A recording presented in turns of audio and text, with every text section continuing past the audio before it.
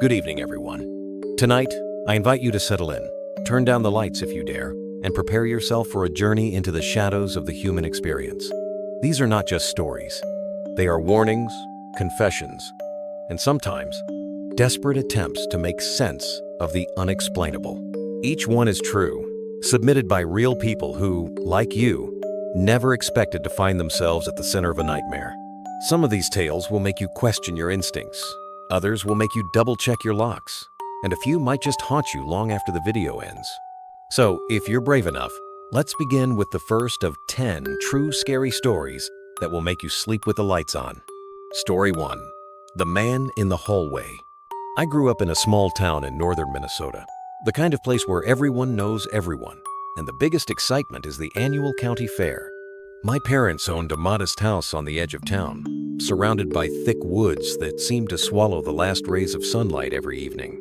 I was an only child, and my parents both worked late shifts, so I spent a lot of time alone after school. I never minded it, until the winter I turned 13. It started with small things. I'd come home to find the back door unlocked, even though I was sure I'd locked it that morning. Sometimes I'd hear footsteps upstairs when I was in the kitchen, but when I'd go to check, the house would be empty and silent. My parents brushed it off as my imagination, or maybe the house settling in the cold. But I knew what I heard. One night, a blizzard rolled in, and my parents called to say they were stuck at work. I was alone, the wind howling outside, snow piling up against the windows. I tried to distract myself with TV, but the power flickered and died just after sunset. I lit a few candles and curled up on the couch, trying to ignore the creaks and groans of the old house. That's when I heard it. A slow, deliberate creak from the hallway just outside the living room. I froze, listening. Another creak, closer this time. I held my breath, heart pounding so hard I thought it would burst. The candlelight flickered, casting long shadows on the walls. Then, in the dim light, I saw him. A man, tall and thin, stood at the end of the hallway. He wore a heavy coat, his face hidden in shadow. He didn't move, didn't speak. He just stood there, watching me. I wanted to scream, to run, but I couldn't move. My body felt paralyzed, as if I was trapped in a nightmare. After what felt like an eternity, he turned and walked back down the hallway, disappearing into the darkness. I sat there, shaking, until the power came back on an hour later. When my parents finally made it home, I told them everything. They searched the house, but found nothing. No footprints, no signs of forced entry. Nothing out of place. But I know what I saw. For weeks after, I slept with the lights on, terrified that the man in the hallway would come back. Sometimes, late at night, I still hear those slow, deliberate footsteps, and I wonder if he's still out there, waiting for another storm. Story 2. The Whispering Woods. My family owns a cabin deep in the Appalachian Mountains, a place we'd visit every summer to escape the city. The cabin is old, built by my great-grandfather, and surrounded by dense forest. There's no cell service, no internet, just the sounds of nature and the occasional distant howl of a coyote. One summer, when I was 16, I decided to go for a walk in the woods alone. It was late afternoon, the sun filtering through the trees, and I felt completely at peace. I wandered off the main trail, following a narrow path I'd never noticed before. The deeper I went, the quieter it became, until all I could hear was the crunch of leaves under my boots. That's when I heard it, a faint whisper. So soft I thought I imagined it. I stopped, listening. The whisper came again, closer this time, but I couldn't make out the words. My skin prickled with goosebumps. I turned to head back, but the path behind me looked different, unfamiliar. Panic set in as I realized I was lost. The whispers grew louder, circling me, coming from every direction. I spun around, trying to see who was there. But the woods were empty. The voices sounded like children, giggling and calling my name. I started to run, branches whipping my face, heart racing. The whispers followed, growing more frantic, more desperate. Finally, I burst into a clearing and saw the cabin in the distance. I sprinted the rest of the way, slamming the door behind me. My parents were inside, laughing and playing cards, oblivious to what had just happened. I never told them about the voices in the woods, but I never went walking alone again. Sometimes, when the wind is just right, I still hear those whispers calling me back into the forest. Story 3. The Night Shift Visitor. I was 19 when I landed my first real job, working the overnight shift at a 24-hour gas station on the outskirts of a mid-sized city. The place was always quiet after midnight, with only the occasional trucker or insomniac stopping in for coffee or cigarettes. I didn't mind the solitude. In fact, I liked it. It gave me time to think, to listen to music, and to save up for college. But there was one night that changed the way I felt about being alone forever. It was a Tuesday, just after 2 a.m., when a car pulled up to the pumps. I watched through the security monitors as a man got out. He was tall, wearing a hooded jacket, and moved with a strange, jerky gait. He didn't start pumping gas. Instead, he just stood by his car, staring at the store. I felt a chill run down my spine, but I tried to brush it off. Maybe he was just tired or lost. After a few minutes, he came inside. The bell above the door chimed, echoing in the empty store. He didn't say a word, just wandered the aisles, picking up random items and putting them back. I greeted him, but he ignored me, his face hidden in the shadow of his hood. He finally approached the counter, placing a single bottle of water in front of me. As I rang him up, he leaned in close and whispered, "You shouldn't be here alone." His breath was cold, and his eyes were empty, almost lifeless. I tried to laugh it off, but my hands were shaking. He paid in cash, then turned and walked out, leaving the water behind. I watched him drive away, but his car didn't leave the lot. Instead, he parked under a broken streetlight, engine idling. He sat there for nearly an hour, just watching the store. I called my manager, who told me to lock the doors and stay inside until morning. When the sun finally rose, the car was gone. I never saw the man again, but for weeks after, I felt like I was being watched. Every time a car pulled up late at night, my heart would race, and I'd remember his words, "You shouldn't be here alone." I quit that job soon after, and I've never worked a night shift since. Story 4. The Locked Room. When I was a kid, my family moved into an old Victorian house that had been abandoned for years. The place was beautiful but needed a lot of work. My parents were excited, but I always felt uneasy there, especially about the small, locked room at the end of the upstairs hallway. The door was heavy, with an old-fashioned keyhole, and my parents told me it was just a storage closet, but I never saw them go inside. One night, I woke up to the sound of scratching coming from the hallway. I got out of bed and crept toward the noise, my heart pounding. The scratching was coming from the locked room. I pressed my ear to the door and heard faint whispers, like someone was talking on the other side. I ran back to my room and hid under the covers, too scared to move.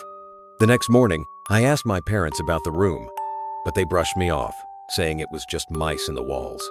But the noises continued, growing louder each night. Sometimes I'd hear crying, or the sound of something heavy being dragged across the floor. One afternoon, while my parents were out, I found the key to the room hidden in my father's desk. My curiosity got the better of me, and I unlocked the door. The room was empty, except for a single, dusty mirror leaning against the wall. As I stepped inside, the door slammed shut behind me. I tried to open it, but it wouldn't budge. In the mirror, I saw a shadowy figure standing behind me, its face twisted in a silent scream. I turned, but the room was empty. When I looked back, the figure was gone.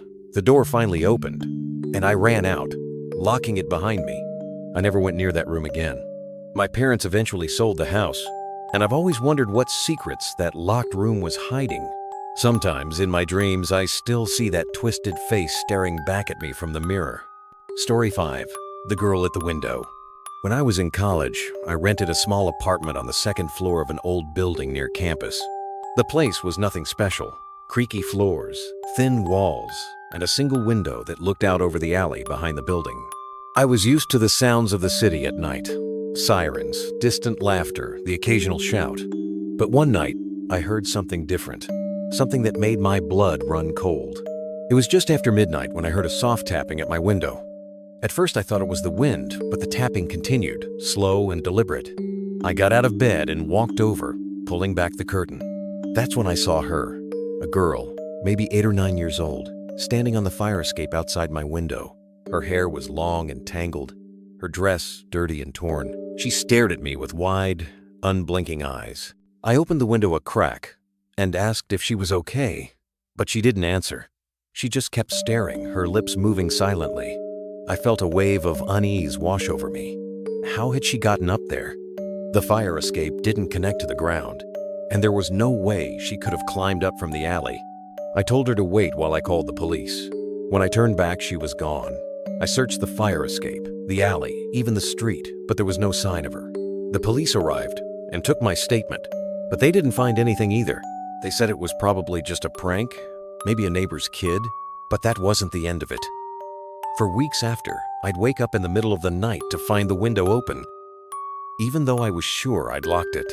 Sometimes, I'd hear the soft tapping again, and I'd see her face pressed against the glass, her eyes pleading, her lips still moving in silent desperation. I moved out at the end of the semester, unable to shake the feeling that she was still out there, waiting for me to open the window one last time. Story 6.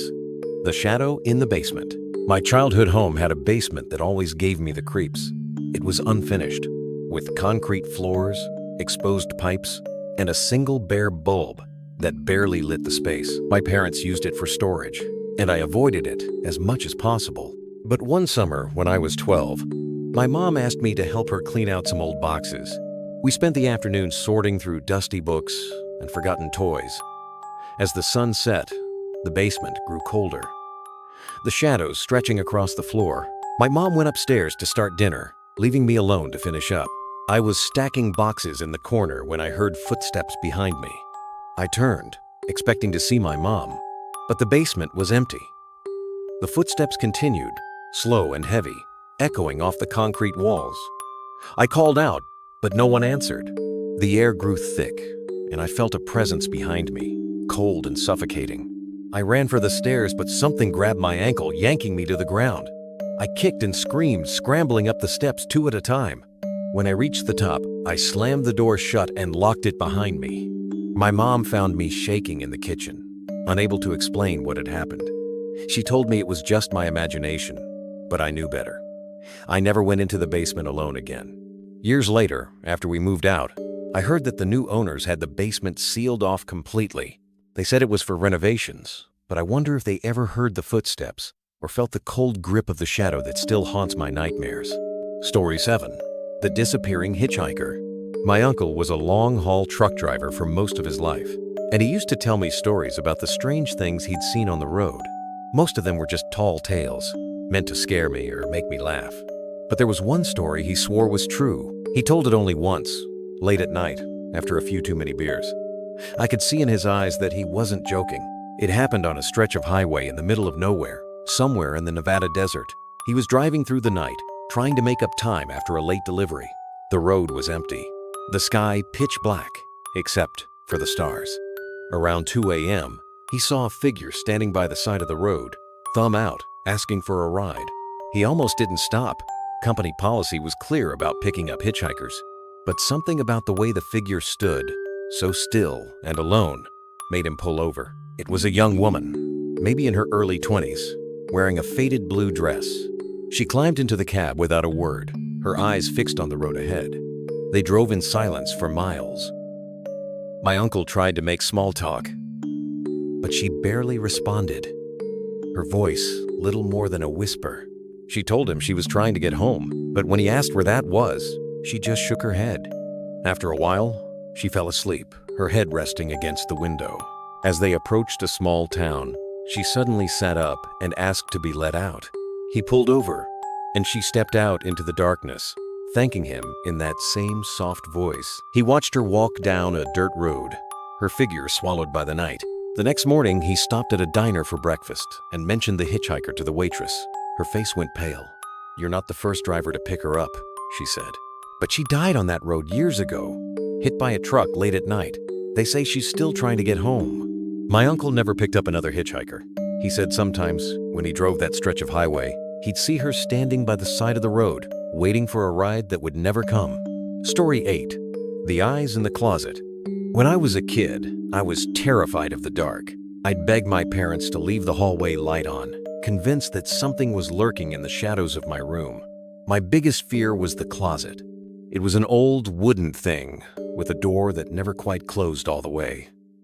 At night, I'd lie in bed, staring at the crack, certain that something was watching me from within. One night, I woke up to the sound of whispering. At first, I thought it was my parents, but the voices were too soft, too strange. I sat up, heart pounding, and looked toward the closet. That's when I saw them, two glowing eyes, staring at me from the darkness. I froze, unable to move or scream. The eyes blinked, and the whispering grew louder, filling the room with a cold, unnatural sound. I pulled the covers over my head and squeezed my eyes shut, praying for morning. When I finally worked up the courage to look again, the eyes were gone, but the closet door was wide open. I ran to my parents' room, sobbing, and begged them to check the closet. They found nothing, of course, but I knew what I'd seen. For years after, I slept with the closet door shut tight and a chair wedged against the handle. Even now, as an adult, I can't sleep if the closet door is open. Sometimes, late at night, I swear I can still hear the whispering, and I wonder if the eyes are still watching, waiting for me to let my guard down. Story 9. The Uninvited Guest. I grew up in a quiet suburb, the kind of place where nothing ever seemed to happen. Our house was small but cozy, with a big backyard and a row of maple trees that turned gold every autumn. My parents were friendly with the neighbors, and everyone looked out for each other. It was the last place you'd expect anything truly frightening to happen. But one summer night, when I was 15, I learned that horror can find you anywhere. It was a Friday, and my parents had gone out for dinner, leaving me home alone. I didn't mind. I had snacks, a stack of movies, and the dog for company. Around 10 p.m., I heard a knock at the front door. It was soft, almost hesitant. I wasn't expecting anyone, so I ignored it, figuring it was just a neighbor or maybe a package delivery. A few minutes later, the knock came again, louder this time. The dog started barking, hackles raised. I crept to the window and peeked through the blinds. There was a man standing on the porch, his face hidden by the brim of a baseball cap. He didn't look familiar, and something about the way he stood, so still, so patient, made my skin crawl. I didn't answer the door. Instead, I turned off the lights and waited, heart pounding. The man knocked a third time, then tried the doorknob. It rattled, but the door was locked. I grabbed my phone and called my parents, whispering what was happening. They told me to stay put and that they were on their way. The man circled the house, tapping on windows, trying the back door. The dog barked and growled, but he didn't seem scared. I hid in the bathroom, clutching the phone, listening as he moved from window to window. Finally, after what felt like hours, I heard a car pull into the driveway. My parents burst through the door, and the man was gone. We called the police, but they never found him. For weeks after, I jumped at every sound, every shadow. I slept with the lights on, the dog at the foot of my bed. I never found out who the man was or what he wanted. But I'll never forget the feeling of being hunted in my own home. Story 10. The Last Call, My Best Friend. Jamie worked as a bartender in a downtown pub. It was a busy place, always packed on weekends, and she loved the energy and the people. But there was one regular who made her uneasy. A man in his 40s, always alone, always watching. He never caused trouble, but his eyes followed her everywhere. His smile never reached his eyes. One night after closing, Jamie was cleaning up when she realized she was alone. The other staff had already left, and the bar was silent except for the hum of the fridge. She was wiping down the counter when she heard a noise from the back room. Thinking it was just the manager grabbing something, she called out, but there was no answer. She walked to the back, the hairs on her neck standing. Up, the room was empty, but the door to the alley was ajar. She closed it, locked up, and hurried back inside. That's when she saw him, the regular, standing at the end of the bar, half in shadow. He smiled. That same cold, empty smile, and said, "I just wanted to say goodbye." Jamie's heart raced. She told him the bar was closed and that he needed to leave. He didn't move. Instead, he leaned in and whispered, "You shouldn't walk home alone tonight." She grabbed her phone and called the manager, who rushed back and walked her to her car. The regular disappeared into the night, and Jamie never saw him again. But for months after, she felt like she was being followed. She changed her routine, took different routes home, and always checked over her shoulder. Sometimes late at night, she'd get a call from an unknown number. No one would speak, but she could hear breathing on the other end. She changed her number, but the calls kept coming. To this day, she wonders what would have happened if she'd walked home alone that night. After hearing these 10 stories, you might be tempted to dismiss them as coincidences, tricks of the mind, or the overactive imaginations of people left alone in the dark. But the truth is, fear is a universal language. It doesn't matter where you live, how old you are, how safe you think you might be. Sometimes the darkness finds you, and sometimes it leaves a mark that never quite fades. Let's revisit these stories, not just as isolated incidents, but as warnings and reminders. Each one reveals something about the world we live in, and about the things we'd rather not believe are possible. The man in the hallway, the whispering woods, the night shift visitor, these are not just tales to scare you. They are lessons, each with their own message, each with their own shadow that lingers long after the story ends. Take the man in the hallway, for example. What if he was never really gone? What if on stormy nights he still finds his way into homes where the wind howls and the power flickers? Or the girl at the window. How many of us have ignored a cry for help, only to wonder later if we missed something important, something that could have changed everything? The stories we tell ourselves about safety and routine are fragile, easily shattered by a single moment of terror. The shadow in the basement is a reminder that some places hold on to their secrets, and that not all of them are meant to be uncovered. The eyes in the closet, the uninvited guest, the last call, each one is a thread in a tapestry of fear that stretches across generations and continents. We all have our own version of these stories, whether we admit it or not. But what makes these stories truly terrifying isn't just the events themselves. It's the feeling of helplessness, the realization that sometimes, no matter how careful you are, you can't control what happens next. It's the knowledge that evil doesn't always wear a mask or announce its arrival. Sometimes it slips in quietly, unnoticed, until it's too late. And yet, something strangely comforting about sharing these stories.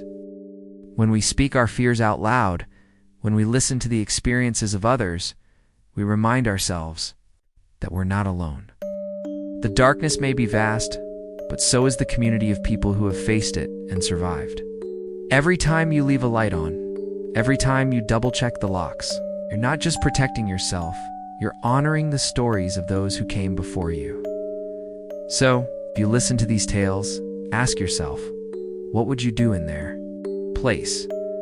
Would you trust your instincts, or would you brush off the warning signs? Would you open the window, or keep it shut tight? Would you answer the knock at the door, or hide in the bathroom with your phone clutched in your hand? These are the questions that keep us up at night long after the story is over. And maybe, just maybe, that's the point. Maybe these stories aren't meant to be solved or explained away. Maybe they're meant to remind us that the world is bigger and stranger than we think, and that sometimes the only thing standing between us and the darkness is a single, flickering light. If you're still with me, you might be feeling that familiar chill. The one that creeps up your spine when you realize you're not as alone as you thought. Maybe you've started glancing over your shoulder, or listening a little more closely to the sounds of your own home. That's the power of a true scary story. It lingers, it echoes, and it makes you question the ordinary. But what is it about? These stories that gets under our skin? Why do we keep coming back to them, even when they make us uneasy? Part of it is the thrill, of course. There's something exhilarating about being scared in a safe place, about testing the boundaries of our comfort from behind a screen or under a blanket. But there's more to it than that. These stories tap into something primal, something that's been with us since the dawn of humanity. The fear of the unknown. The fear of being watched. The fear that no matter how much we prepare, we might not be ready for what's out there. Let's look closer at the details that make these stories so effective. The man in the hallway isn't just a stranger. He's a symbol of every time you've felt eyes on you in the dark. The whispering woods aren't just haunted, they're a reminder that nature itself can turn against us. The world outside our doors is full of mysteries we may never solve. The night shift visitor, the girl at the window, the shadow in the basement. Each one is a reflection of a universal anxiety, dressed up in the specifics of someone else's life. And then there's the way these stories unfold. Notice how they start with the mundane. A quiet night, a familiar place, a routine task. It's only when something small goes wrong, a knock at the door, a whisper in the woods, a shadow in the corner, that the terror begins to creep in. That's what makes them so believable, so relatable. We all know what it's like to feel safe, and we all know how quickly that feeling can vanish. But perhaps the most unsettling part is the lack of resolution. Most of these stories don't end with a neat explanation or a satisfying conclusion. The man in the hallway is never caught. The girl at the window is never found. The eyes in the closet never go away. Instead, the fear lingers, unresolved, leaving us to wonder what might happen if it were us in their place. That's the real genius of a true scary story. It doesn't just scare you, it stays with you. It makes you question your own reality, your own safety, your own instincts. It makes you wonder if the next time you hear a knock at the door or a whisper in the dark, you'll be brave enough to face it. Or if you'll just pull the covers a little tighter and hope the light holds out until morning. So, as you sit there, maybe with the lights on, maybe with your heart beating just a little faster, remember, you're not alone. We all have our own stories, our own fears, our own moments when the darkness felt just a little too close. Sometimes sharing those stories is the only way to keep the shadows at bay. If you're still listening, you're braver than most. Or maybe you're just like me, someone who can't look away from the darkness, who needs to know what's lurking just out of sight. There's a strange comfort in facing our fears together and knowing that the things that haunt us are not unique to us alone. Every story you've heard tonight is a thread in a much larger tapestry, woven from the anxieties, memories, and warnings of people just like you. Let's take a moment to reflect on the patterns that emerge from these stories. Notice how often the threat comes from the familiar, a home, a workplace, a neighborhood, a routine. We like to think of these places as safe, as sanctuaries from the chaos of the world. But the truth is, the line between safety and danger is thinner than we'd like to admit. Sometimes, all it takes is a single moment, a knock at the door, a face at the window, a voice in the dark, to remind us how fragile that sense of security really is. And then there's the question of trust. In almost every story, there's a moment when the protagonist has to decide whether to trust their instincts or ignore them. The man who felt uneasy about the stranger at the gas station, the girl who sensed something was wrong with the child. On the fire escape, the bartender who listened to the warning of a regular she'd always found unsettling. In each case, the difference between safety and disaster came down to a single choice. A choice that, in the moment, probably felt small.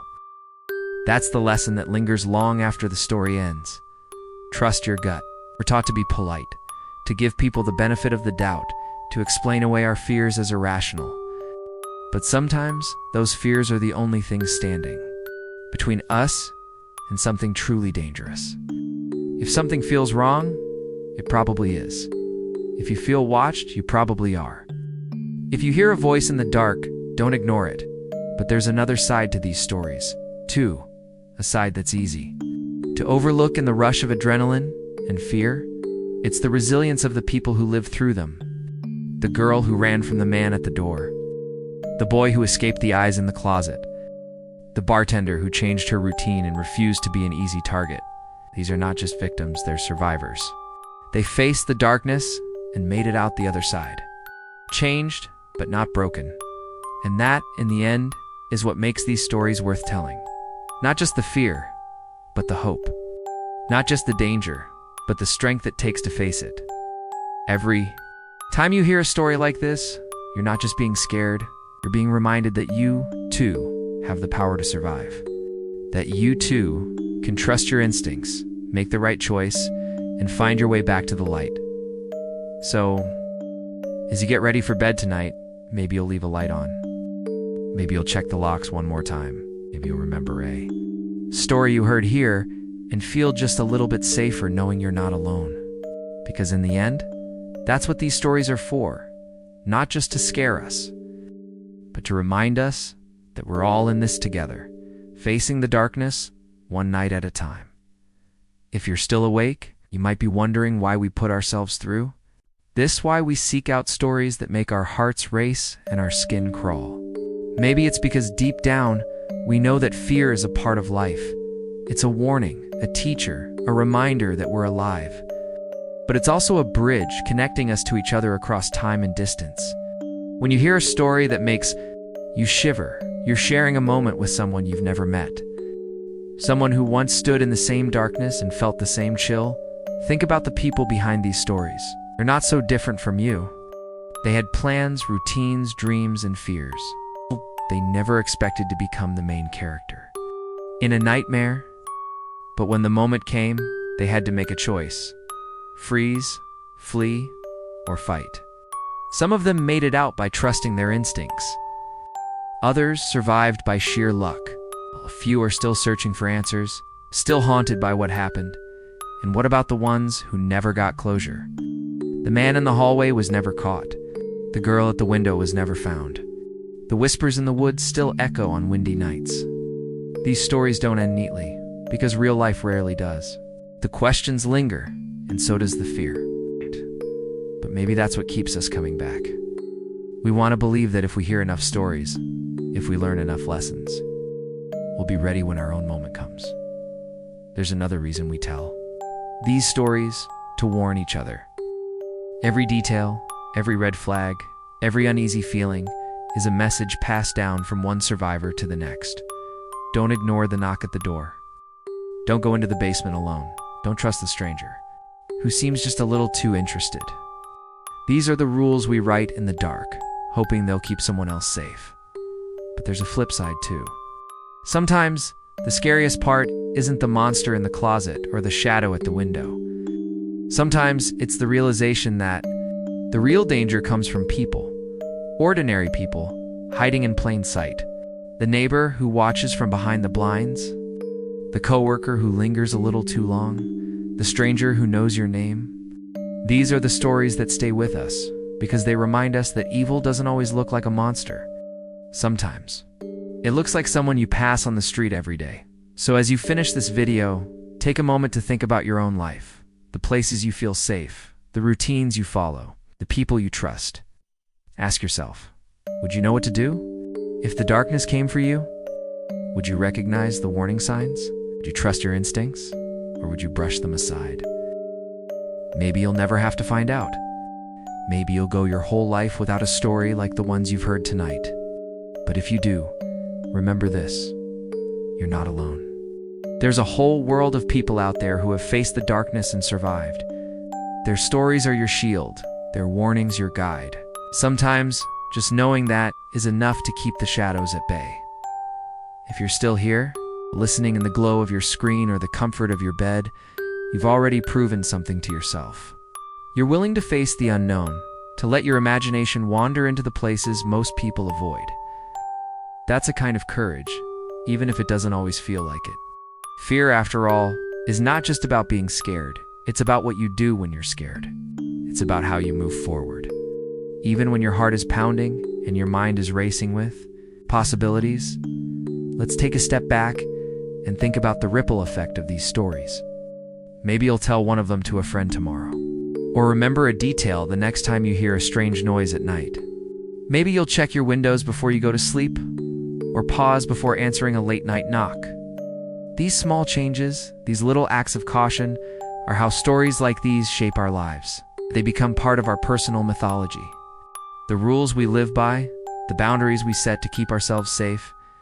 But there's another side to this too. Sometimes the stories we hear make us more compassionate.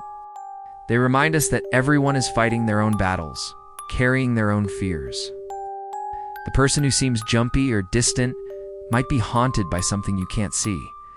The neighbor who always locks their doors, the coworker who avoids the parking garage at night, the friend who never walks home alone. Maybe they have a story too. Maybe they're just trying to keep the darkness at bay, one night at a time. And then there's the question of belief. Some people will hear these stories and scoff, insisting that nothing truly scary ever happens in real life. But those of us who have felt that cold rush of fear, who have seen something we can't explain, know better. We know that the world is stranger than it seems, and that sometimes the scariest things are the ones that hide in plain sight. So what do we do with this knowledge? How do we live with the uncertainty, the possibility that something could be waiting just beyond the edge of the light? The answer is simple. We prepare, we share, and we remember. We prepare by trusting our instincts, by listening to the warnings in our own hearts. We share by telling our stories, by passing on the lessons we've learned. And we remember that, no matter how dark the night gets, we're never truly alone.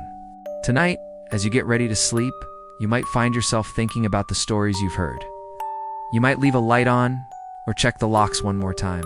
You might even feel a little safer knowing that you're part of a community of survivors, of people who have faced the darkness and come out the other side. And if you do find yourself lying awake, listening to the sounds of the night, remember, it's okay to be afraid. Fear is a sign that you're alive, that you care, that you're paying attention. So, sleep well if you can. And if you can't, know that you're not alone. Somewhere out there, someone else is lying awake, listening to the same stories, feeling the same chills, and waiting for the dawn. And now, as the night deepens, and the last echoes of these stories settle in your mind, let's take a final walk through the shadows together. Maybe you're still wide awake, every sense heightened, or maybe you're fighting the urge to turn on every light in your home. Either way, you've made it this far, and that means you're ready to face whatever the darkness holds. There's something almost ritualistic about the way we gather around stories like these. It's an ancient instinct, older than civilization itself. Our ancestors huddled around fires, sharing tales of the dangers that lurked beyond the safety of the light. They knew that knowledge was power, that a well-told warning could save a life. Tonight, you've joined that tradition. You've listened, you've learned, and you've added these stories to your own collection of warnings and wisdom. But what happens when the story ends?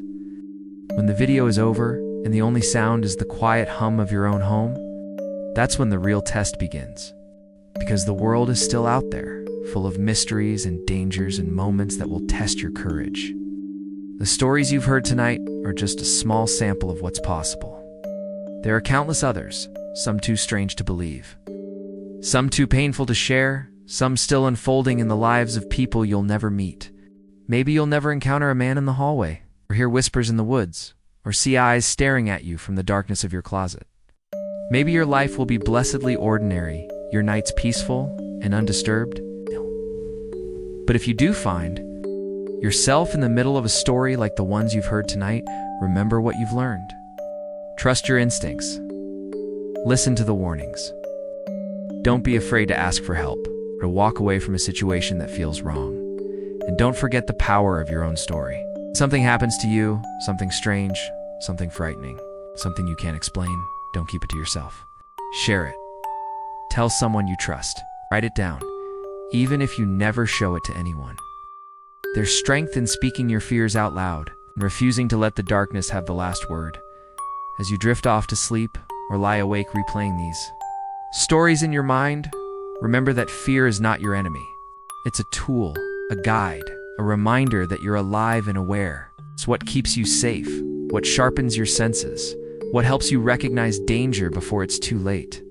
Embrace it, but don't let it control you. Use it to make smart choices, to protect yourself and the people you care about. And if you ever feel alone in your fear, remember this: you're part of a community now. A community of listeners, survivors, and storytellers.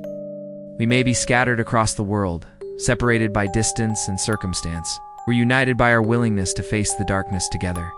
Every time you listen to a story, every time you share your own, you're adding another light to the night, another voice to the chorus that says, you're not alone. So as you turn off your screen and settle in for the night, take a deep breath. Let the stories fade, but keep the lessons close.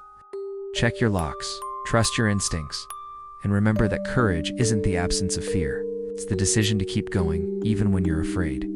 Thank you for spending this time with me, for opening your mind to the unknown, and for letting these stories become a part of your own. If you found comfort or caution, or even just a little thrill in the tales you've heard tonight, consider sharing them with someone else. You never know whose life you might touch, whose fears you might ease, or whose instincts you might sharpen. And if you have a story of your own, something that happened to you, something you've never been able to explain, I invite you to share it. Leave a comment, send a message, or tell a friend. Your story matters. Your voice matters. Together, we can keep the darkness at bay, one story at a time. Until next time, sleep well, stay safe, and remember, sometimes the only thing standing between you and the unknown is a single, flickering light. Don't be afraid to leave it on.